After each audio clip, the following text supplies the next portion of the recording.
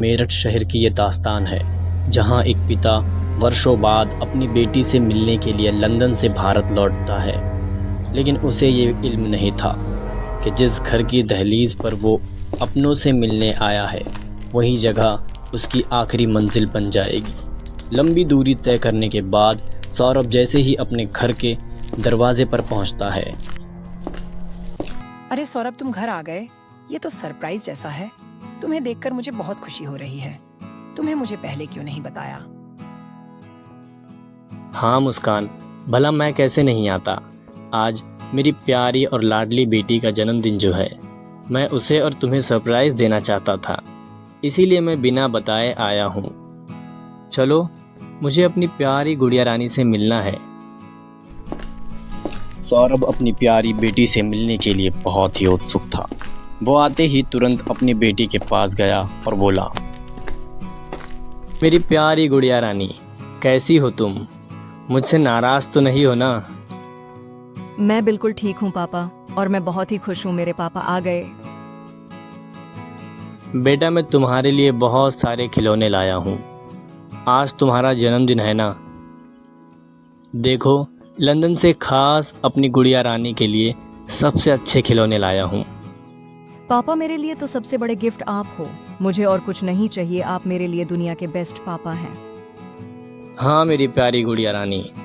अच्छा, तुम्हारी पढ़ाई कैसी चल रही है? क्या इस बार भी तुमने फर्स्ट लाया है? हाँ पापा, और मेरी पढ़ाई भी बहुत अच्छी चल रही है। मैं अभी अपना होमवर्क ही कर रही थी।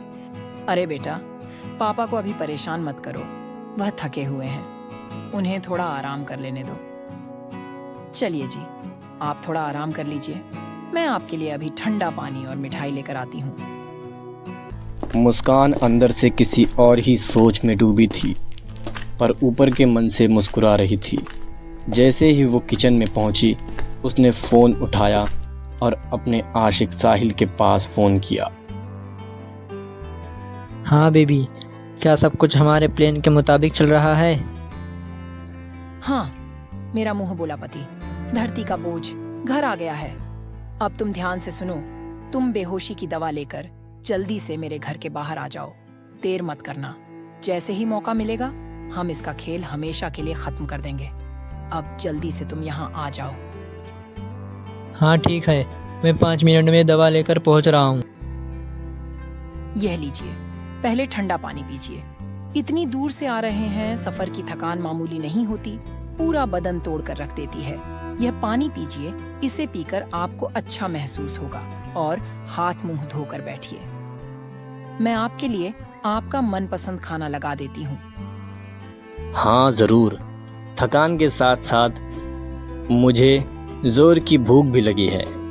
मैं तो पूरे रास्ते भर तुम्हारे हाथों से बने खानों के बारे में ही सोच रहा था। जैसे ही सौरभ वहाँ से हटता है, मुस्कान की चाल और उसका चेहरा दोनों बदल जाते हैं, मानो कोई बहुत गहरी बात चल रही हो।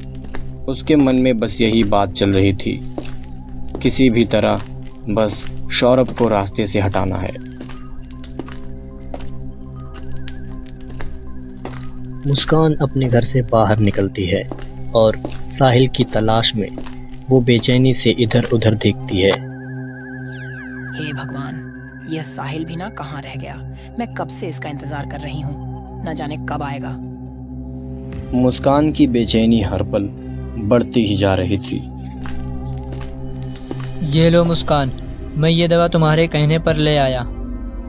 तुम्हें इतनी देर कैसे हो गई? मैं कब से तुम्हारी राह देख रही हूँ। मेरा दिल बड़ा बेचैन हो रहा है। अगर एक भी गलती हुई तो सब खत्म हो जाएगा। क्या बताऊं, कोई ये दवा मुझे देने के लिए तैयार ही नहीं था। बड़ी मुश्किल से झूठ बोलकर लाया हूँ। अच्छा, अब मेरी बात ध्यान से सुनो। मैं अंदर जाती हूँ और मैं जैसे ही तुम्हें कॉल करूंगी, तुम फौरन अंदर आ जाना और जैसा बताया है वैसा ही करना। ठीक, मैं वैसा ही करूँगा। तुम बस अपना ध्यान रखना। मैं यहीं तुम्हारे आसपास रहूँगा, तुम्हारे फ़ोन का इंतज़ार करूँगा। मुस्कान वापस अपने घर के किचन में आती है और खाने में दवा मिलाती है। यही वह दवा है जिससे सौरभ बेहोश हो जाएगा और मुझे मेरी आजादी मिल जाएगी, लेकिन मुझे थोड़ा संभल कर कदम बढ़ाने होंगे। अब देखती हूँ तुझे मुझसे कौन बचाता है सौरभ। मुस्कान पूरी दवाई खाने में मिला देती है और अपने खौफनाक इरादों के साथ सौरभ के पास जाती है।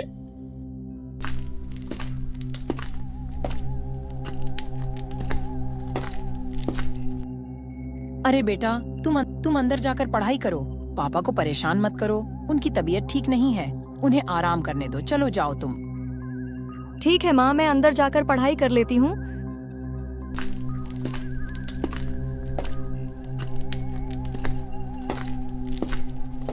बेटी चली जाती है और सौरभ थाली की ओर देखकर बहुत खुश हो जाता है। अरे वाह, ये खाना तो बहुत ही स्वादिष्ट लग रहा है। तुमने कमाल ही कर दिया मुस्कान। तुम्हें आज भी याद है मेरे मनपसंद खाने। वाह, बड़ी ही अच्छी खुशबू आ रही है। अब तो मेरी भूख और भी बढ़ गई है। हाँ सौरभ, मुझे याद है तुम्हारे वो मनपसंद मटर और टमाटर की सब्जियां जो तुम्हें बहुत पसंद है। अच्छा खा लो और आराम कर लो। तुम मेरा कितना ख्याल रखती हो मुस्कान। बहुत बहुत शुक्रिया। मैं बहुत खुशकिस्मत हूँ जो मुझे तुम्हारी जैसी पत्नी मिली। भगवान का लाख लाख शुक्रिया। हाँ सौरभ, अब जल्दी से खा लो वरना खाना ठंडा हो जाएगा। सौरभ बिना कुछ सोचे समझे, बिना हिचकिचाए अपने मनपसंद खाने पर टूट पड़ता है।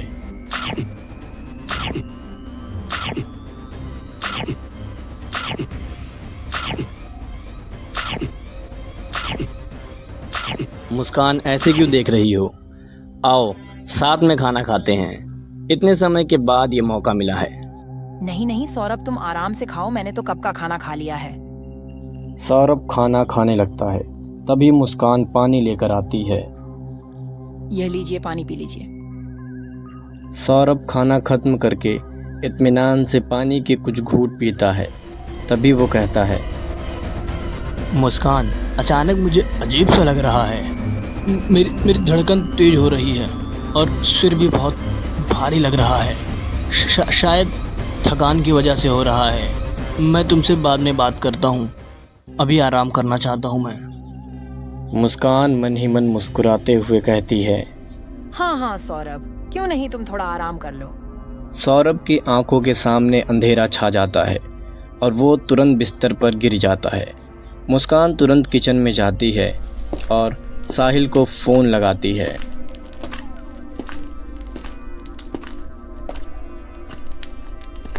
हेलो साहिल, सब कुछ हमने जैसा सोचा था वैसा ही हुआ।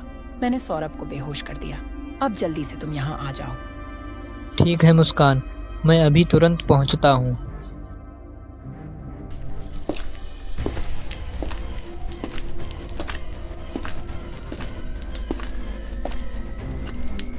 कुछ ही देर में साहिल घर के अंदर आता है और चुपके से मुस्कान के कान में बोलता है,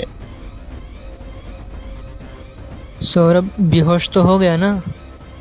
हाँ, यह पूरी तरह से बेहोश है। अब बस तुम जल्दी से इसका खेल खत्म कर दो। क्या बात है मुस्कान, तुमने तो कमाल ही कर दिया। लेकिन इसे मारे कैसे? ये देखो, इस नुकीले खंजर से बस एक वार और हम हमेशा हमेशा के लिए आजाद हो जाएंगे साहिल। साहिल कांपते हुए खंजर लेता है और बोलता है, मुस्कान, मुझसे ये नहीं होगा। मैं एक इंसान को कैसे मार सकता हूँ?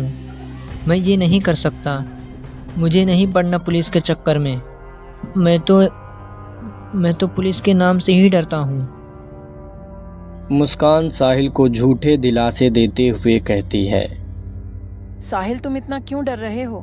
मैं तुम्हारे साथ हूँ ना, घबराओ मत। बस जल्दी से इसका काम तमाम कर दो। मुस्कान के इतना बोलते ही साहिल अपने कांपते हाथ उठाता है और दोनों सौरभ की तरफ देखते हैं और उसे मौत के घाट उतार देते हैं। तभी अचानक एक चीख सुनाई देती है। साहिल और मुस्कान दोनों घबरा जाते हैं। तभी साहिल कहता है, अब क्या करेंगे मुस्कान? इसने तो सब कुछ देख लिया है। अब हम क्या करेंगे? अब तो सब कुछ खत्म हो जाएगा। तुम घबराओ मत, मैं सब कुछ संभाल लूंगी। तुम बस देखते रहो आगे क्या क्या होता है। वो बेटी के पास जाती है और उसे आंखें दिखाते हुए कहती है, अपना मुंह बंद रखना, किसी को कुछ भी बताया तो तुम्हारा भी यही अंजाम होगा। नहीं माँ, मैं किसी से कुछ नहीं बताऊंगी। मुझे मत मारो, मुझे बहुत डर लग रहा है। इतना कहकर उसकी बेटी रोने लगती है। तभी साहिल कहता है, लो, अब हम आज़ाद हैं, लेकिन इसकी लाश का क्या करें? एक काम करते हैं, इसे एक ड्रम में डाल देते हैं।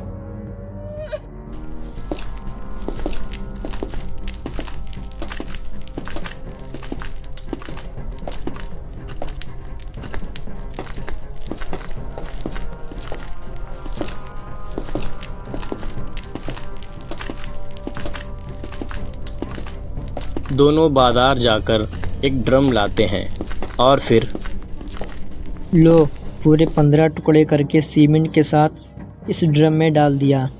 तेरे सौरभ को अब किसी की कोई भनक भी नहीं पड़ेगी।